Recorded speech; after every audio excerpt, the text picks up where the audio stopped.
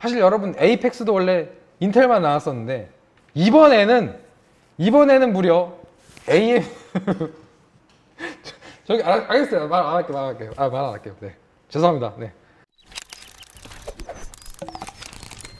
이번 컴퓨텍스 2019에 상당히 많은 관심을 보여주셨기 때문에 제가 접수한 어떤 따끈따끈한 그런 핫한 소스들, 비하인드에 관한 스토리를 풀어주는 그런 코너가 없어서 제가 휴방 일정 그냥 취소하고 날짜를 앞당겨서 진행하게 됐습니다. 이번 컴퓨텍스는 사실 전체적으로 봤을 때는 작년보다는 사실 볼거리가 약간 덜한 편이었어요. 개인적으로는 그렇게 생각이 됩니다. 근데 일부 브랜드나 어떤 특정 부스의 발표 현장 뭐 그런 곳에서는 그 어느 때보다 화끈했었습니다. 아마 여러분들 제가 오늘 예고한 썸네일만 봐도 오늘 주인공이 누구인지 짐작이 되실 거예요. 이번에 공개된 그 AMD의 젠2 아키텍처, 그러니까 3세대 라이젠이겠죠. 요게 정말 행복 회로를 돌려봄직한 그런 수준으로 등장을 했어요. 왜 흔히들 여러분들 그런 얘기들 들어도 보셨을 거고 말해본 적도 있을 겁니다. 뭐, 암내발이다. 또 설레발 친다.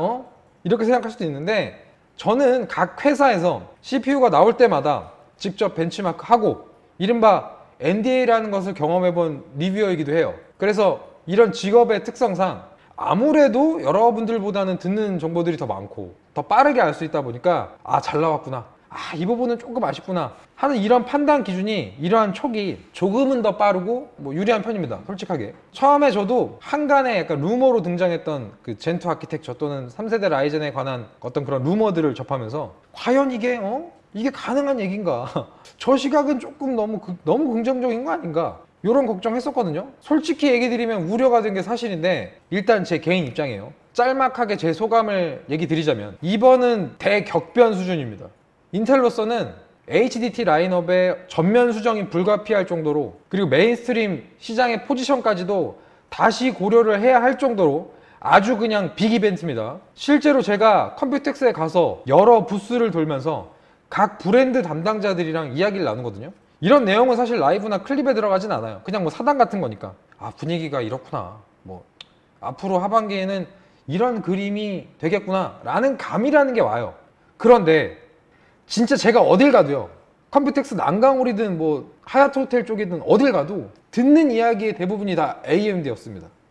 3세대 라이젠 지원 마더보드가 어떻게 돼가고 있다, 3세대 라이젠 지원 메모리 클럭이 어떻게 돼가고 있다, 어떻게 돌아가고 있다, 3세대 라이젠에서 이런 것들 될 것 같다, 이번에 AMD 관련해서 제품들 더 많이 낼 것 같다.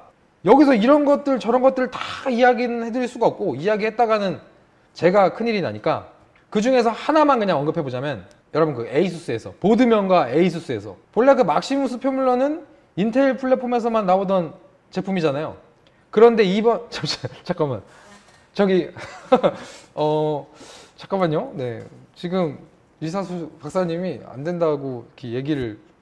네. 자, 근데 박사님 진짜도 아니잖아요. 가짜 박사님이죠. 다들 알고 있잖아요, 지금.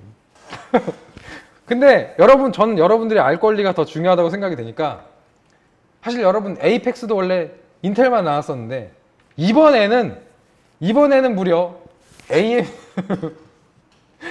저기 알겠어요. 말 안 할게요. 네. 죄송합니다. 네.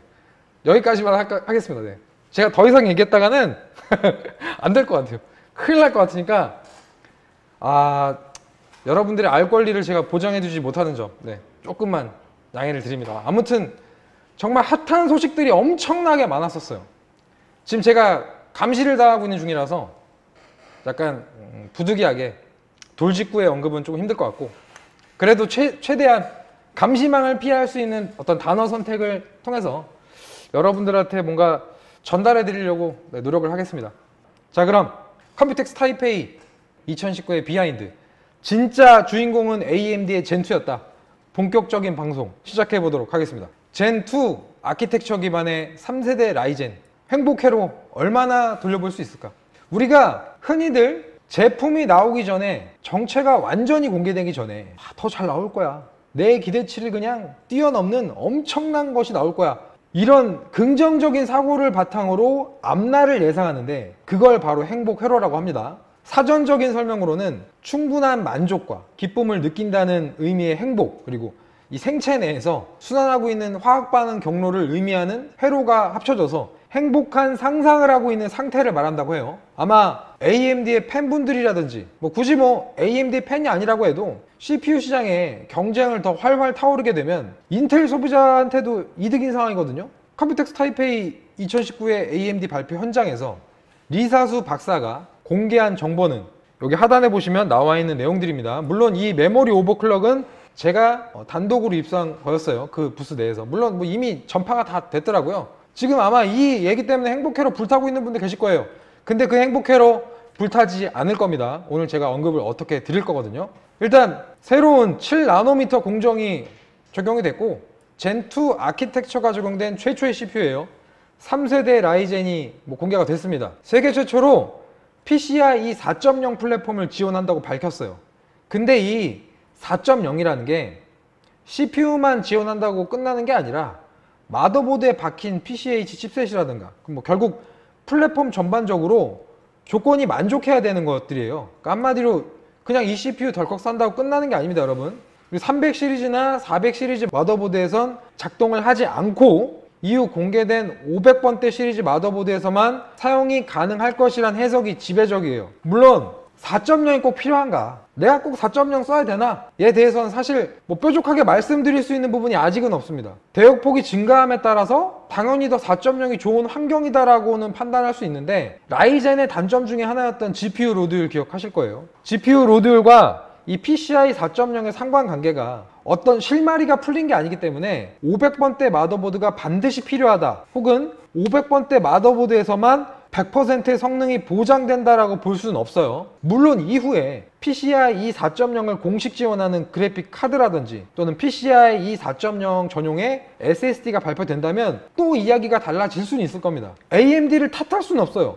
기술이 발전하고 변화하는데 기존 세대까지 몽땅 다 호환시켜달라고 무작정 요구할 수 없는 부분입니다. 그리고 아마도 존버를 해오신 분들 중에 대다수는 그냥 AM4 소켓만 유지돼도 만족을 하실 거예요. AM4 플랫폼을 공언한 대로 계속 유지하고 있고 소비자와의 약속을 지켜나가고 있는 중입니다. 그리고 캐시 사이즈 2X 적용 및 메모리 레이턴시 개선. 한마디로 또 큰 변화가 있었는데 바로 이거예요. 캐시 사이즈 2X, 즉 2배라는 겁니다. 동일 코어 카운트에서 2배인 거고요. 디테일하게 따져보자면 L3 캐시만 2배가 되는 거예요. 그리고 코어 카운트가 달라지는 3900X의 경우에는 기존 라이젠 라인업의 가장 최상위 포지션이었던 2700X에 비해 무려 4배 증가한 L3 캐시 용량을 갖추게 됩니다. 그리고 메모리 레이턴시가 상당히 개선이 됐다고 들었어요. 라이젠의 약점 중에 하나이기도 했죠, 레이턴시. 상대적으로 원칩 다이를 추구하는 모놀리식 방식의 경쟁사 인텔에 비해서 AMD가 추구하는 멀티다이 솔루션은 제조 단가는 저렴했어도 그 인피니티 패브릭을 통한 상호작용 때문에 레이턴시 측면에서는 부정적인 피드백이 늘 함께 했었습니다. 약간의 최적화 작업이 진행됐던 2세대 라이젠에서도 동일했어요. 그런데 이번 3세대 라이젠은 L3 캐시 사이즈를 더 키워내고 대기 시간과 관련된 또 다른 최적화를 감행한 것으로 예상이 됩니다. 일단 예상이에요. AMD가 말하기를 캐시 사이즈를 변경해서 레이턴시를 개선했다 라고 밝혔지만 정확하게 무엇의 변화를 주었고 어떤 변화 때문에 이 개선이 이루어졌는지에 대해서는 알 수가 지금은 없는 상황이에요. 게다가 IPC도 향상이 됐어요. 무려 기존보다 15%가 더 높아졌습니다.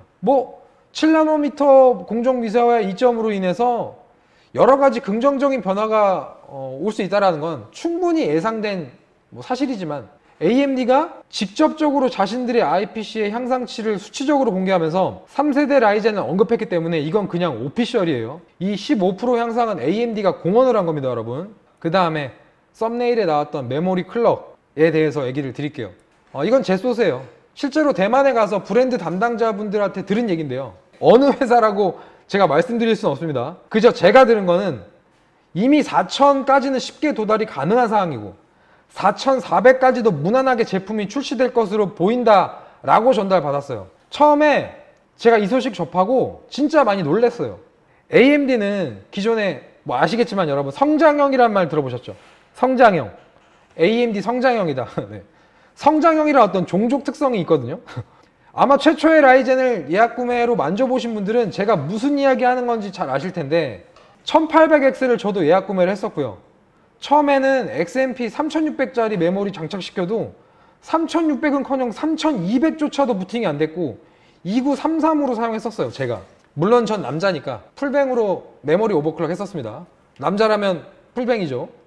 아무튼 그 이후에 AGESA 아제사라고 그냥 줄여서 얘기도 하는데 AMD 마더보드 전용 마이크로 코드가 업데이트가 됐고 지금도 기억납니다. 1.006 버전이 나오고 난 뒤 시점에서야 그때서야 3200 또는 3466까지 도전해볼 수 있었고 결국에는 XMP 3600짜리 메모리를 3600으로는 못 썼어요. 저는 그랬어요. 그때 당시. 이유는 첫 번째 경쟁사보다 뒤처지는 메모리 컨트롤러였습니다. 두 번째는 XMP라는 게 익스트림 메모리 프로파일이라는 건데 이 생태계 자체가 그 당시에는 인텔에 초점이 맞춰져 있었다라는 거고 세 번째는 제가 이야기 드린 바로 성장형이었기 때문입니다. 계속해서 출시 초기 시점보다 안정화 클럭이 높아졌다라는 점에 주목할 필요가 있다라는 말이에요. 물론 가장 좋은 거는 이제 베스트는 나오자마자 안정화 클럭이 높아야 되는데 AMD에 여지껏 있었던 그 전례상 지금 들려오는 4000이니 4400이니 이런 메모리 클럭에 도달이 가능하다면 이후엔 정말 4800 수준까지도 노려볼만 하지 않을까? 이런 생각이 드는 거죠. 물론 메모리 클럭은 어느 수준에 도달하게 되면 이 시나리오마다 점감의 법칙이 작용을 하게 돼요. 전에 제가 메모리 오버클럭에 대해서 주제 선정하고 Q&A 진행한 적이 있는데 여러분 아마 기억하시는 분들 계실 겁니다.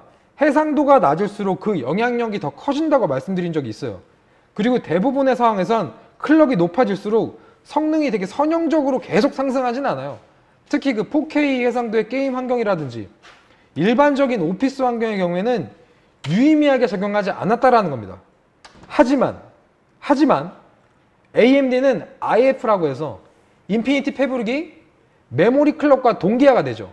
즉 SCF랑 SDF라고 불리는 그 두 개의 패브릭이 데이터가 메모리가 아닌 그 프로세서의 다른 구성 요소로 이동하게 될 경우에 이것들을 제어하는 포괄적인 역할을 담당하는데 인피니티 패브릭의 인터커넥트 방식, 즉 어떤 그 구조적 특성 때문에 메모리 클럭의 중요성이나 영향력이 경쟁사보다 조금 더 크다고 볼 수 있거든요. 따라서 지금 들려오는 매우 높은 메모리 클럭에 대한 이야기들이 상당히 긍정적으로 느껴졌습니다. 단순히 메모리 클럭이 높아서가 아니에요.